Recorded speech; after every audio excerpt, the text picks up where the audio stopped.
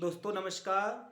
आज हम लोग वैदिक काल में शिक्षा के प्रमुख केंद्रों पर चर्चा करेंगे। तो आज का हमारा टॉपिक होगा वैदिक कालीन शिक्षा के प्रमुख केंद्र।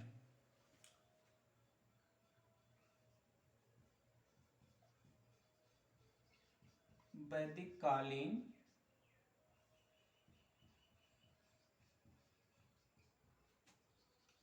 शिक्षा के प्रमुख केंद्र।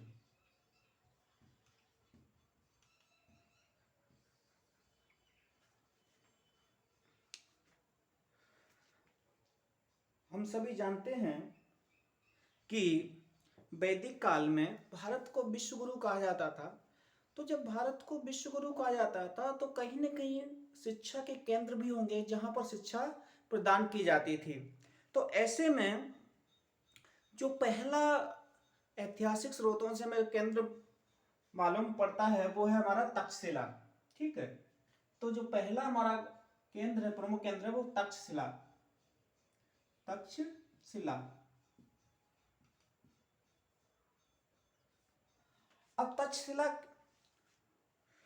तक्षशिला के बारे में हम 3-4 बिंदुओं पर चर्चा करेंगे, उससे पता करेंगे कि क्या भाई इसकी स्थिति थी। तो सबसे पहले एक हमारी ये रहेगी, पहला शिक्षण बिंदु रहेगा स्थिति, दूसरा रहेगा स्थान, तीसरा रहेगा स्थापना, फिर उसके बाद मुख्य विषय या प्रमुख विषय। ठीक है, तो सबसे पहले हम देखते हैं भाई, अब यहाँ पे हम हेडिंग डाल लेते हैं शिक्षण बिंदु। शिक्षण बिंदु, ठीक, ये रहा हमारा विवरण। तो इसमें सबसे पहले स्थिति। स्थिति को हम देखने के लिए मैप का भी सहारा ले सकते हैं। ठीक है, ये नॉर्थ हो गया, ये साउथ हो गया, ये ईस्ट हो गया, ये वेस्ट हो गया। तो जो इसकी स्थिति थी तक्षशिला की, ये देश के उत्तरी भाग में थी। तो उत्तरी भाग का मतलब यहाँ कहीं है। ठीक है, इसमें तो स्थिति हम देखते हैं उत्तरी भाग में, उत्तरी भाग में। ठीक है, स्थान कहाँ था? ठीक है, स्थान तत्कालीन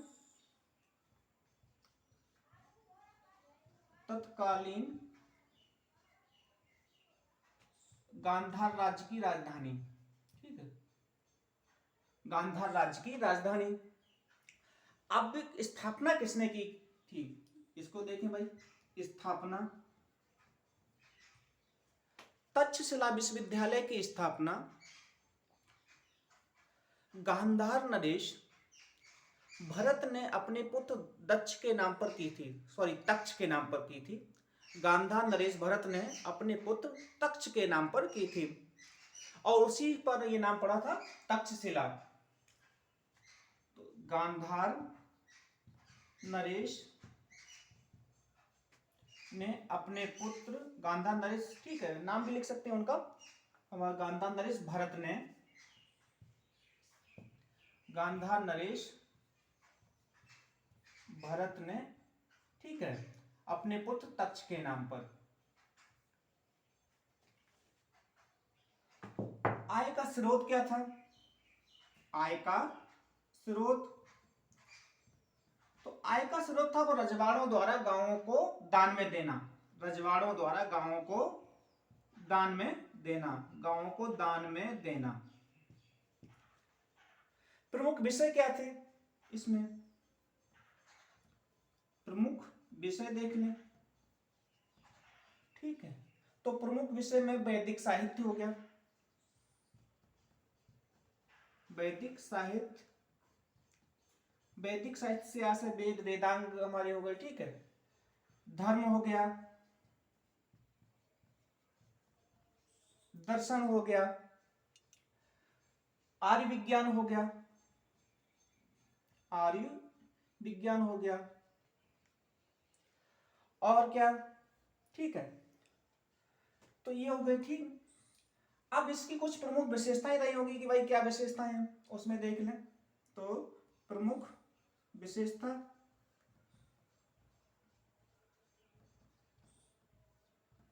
ये विश्वविद्यालय अपनी स्थापना से ईसा पूर्व 7वीं शताब्दी तक धर्म, दर्शन, ठीक है, वैदिक साहित्य का विशेष केंद्र रहा, विशेष केंद्र रहा।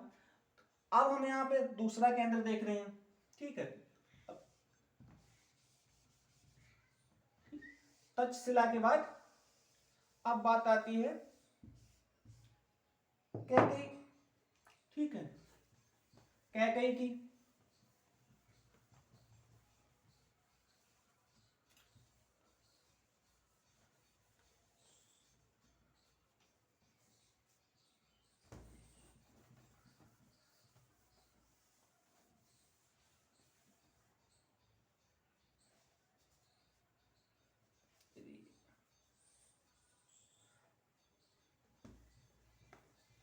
कैकेयी,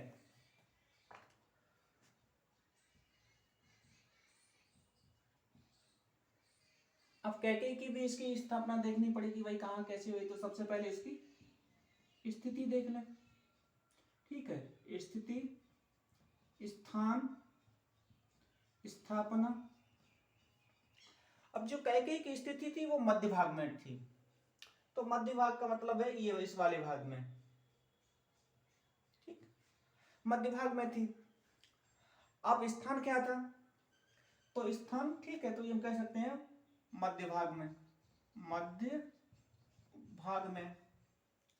स्थान क्या था, तो तत्कालीन कैकेयी राज्य की राजधानी, तत्कालीन कैकेयी राज्य की राजधानी, कैकेयी राज्य की राजधानी।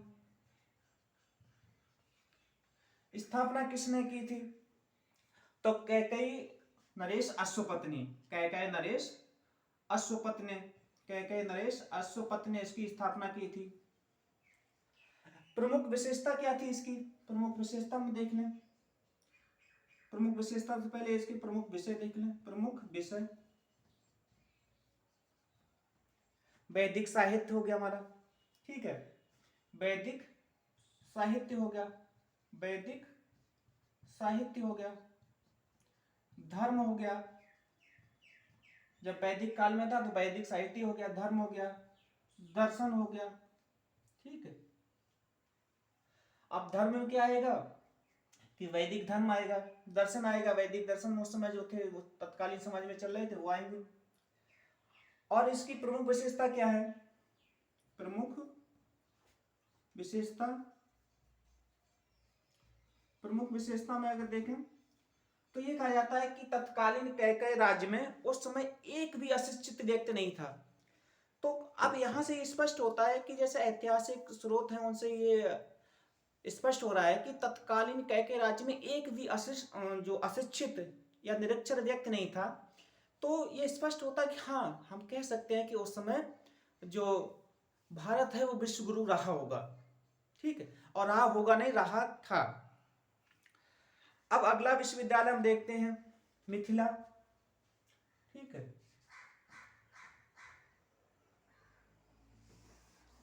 मिथिला देख लें।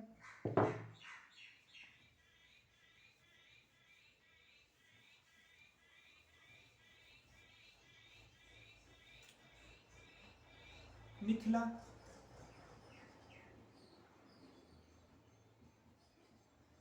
मिथिला की भी स्थिति मध्य भाग में थी, इस साइड यहां।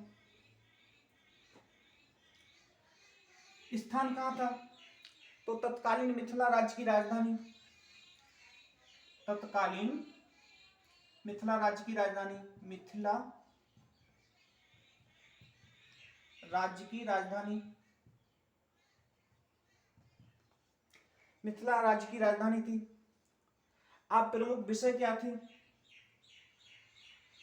स्थापना जो मिथिला नरेश ने की थी, इसकी भी स्थापना मिथिला नरेश ने की थी। प्रमुख विषय क्या थे, प्रमुख विषय में अगर आप देखेंगे तो उसी समय जो वैदिक धर्म था, वैदिक साहित्य था, वैदिक दर्शन था, ठीक, सैन्य शिक्षा थी, ठीक, तो इस सब का यहाँ पर ये प्रमुख विषय थे जिनकी शिक्षा प्रदान की जाती थी। अब एक और हम विश्वविद्यालय देखते हैं, वैदिक कालीन विश्वविद्यालय प्रयाग,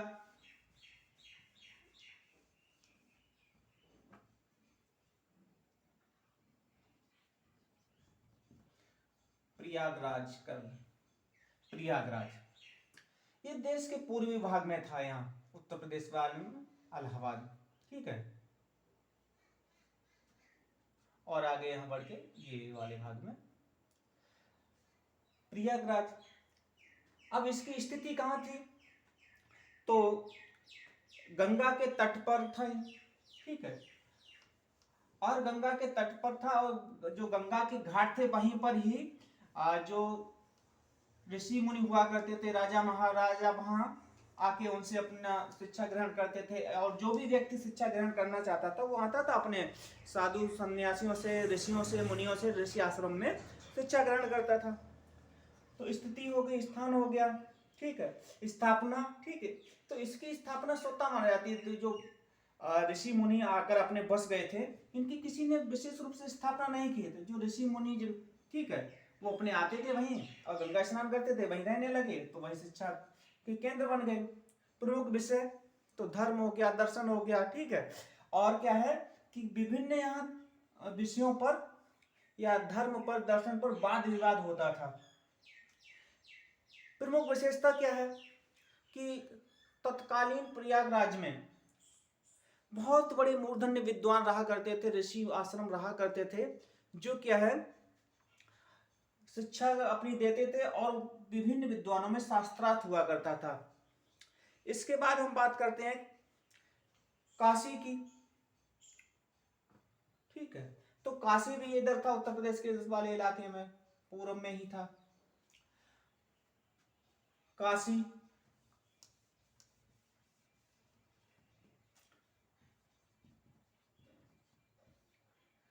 काशी के बारे में कहा जाता है कि ऐसा एक नगर है जो कभी भी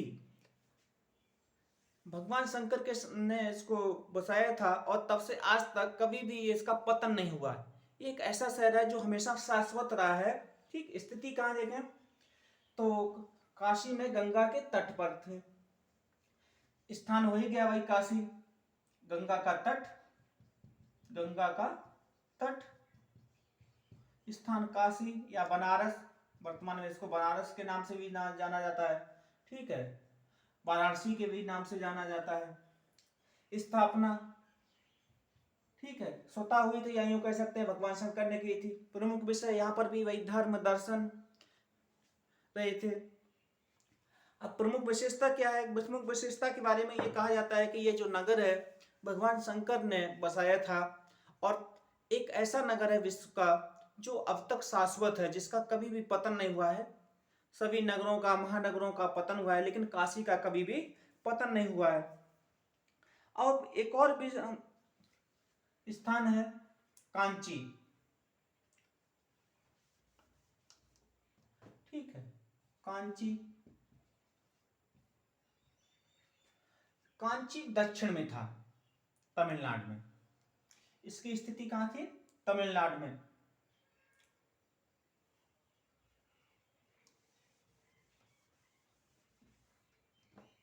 ठीक है, तमिलनाडु में, ये तमिलनाडु राज्य में था, तमिलनाडु राज्य में, ठीक है था। सॉरी, ये तो क्या, और स्थिति में ये दक्षिण में, देश के दक्षिण भाग में था, दक्षिण भाग में स्थित। स्थान तमिलनाडु राज्य में।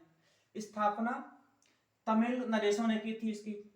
प्रमुख विषय यहाँ पर भी धर्म दर्शन थे, ठीक है। चूंकि कांची में जो पुरोहित हैं वो मध्य भारत से आए थे और पूर्वी भारत से, यहाँ से, तो इन्होंने आकर यहाँ कर्म कांड की भी शिक्षा प्रदान की थी, ठीक है, कर्म कांड की। और कहा जाता है कि यहाँ के जो तमिलनाडु के पहले पुरोहित हैं इधर से जाने वाले, वो हैं अगस्त मुनि। सबसे पहले जो मध्य भाग से या पूर्व भाग से गए थे वो थे अगस्त मुनि, अगस्त मुनि। तो पहले पुरोहित जाने वाले थे तमिलनाडु में या दक्षिण भारत में, वो थे अगस्त मुनि। तो अगस्त मुनि ने ही दक्षिण भारत का आर्यीकरण किया था। तो इस तरीके से आज हमने ये देखे कि वैदिक काल में शिक्षा के प्रमुख केंद्र कौन कौन से थे। अब यहाँ से इससे देखें कि भाई उत्तर से दक्षिण तक, ठीक है, यहाँ मध्य भाग में और पूर्व भाग में हर जगह शिक्षा के केंद्र थे,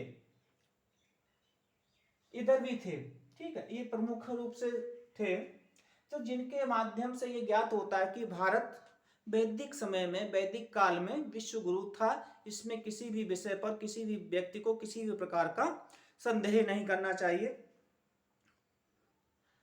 दोस्तों, अब हम अगले जो हमारा वीडियो होगा उसमें हम मुस्लिम बौद्धकालीन शिक्षा के प्रमुख केंद्रों पर चर्चा करेंगे। जय हिंद।